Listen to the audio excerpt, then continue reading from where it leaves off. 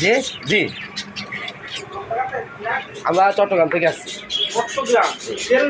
জি, তেল দিয়ে দিতে আসছি। ওই আপনার এখানে একটা তেলের দোকান আছে না সামনে, স্ট্যান্ড গেট। হ্যাঁ, ওখানে আসছি। জি হ্যাঁ, জি জি, হ্যাঁ, এখন আবার চট্টগ্রাম এই 7-8 ঘন্টা। হুম হুম।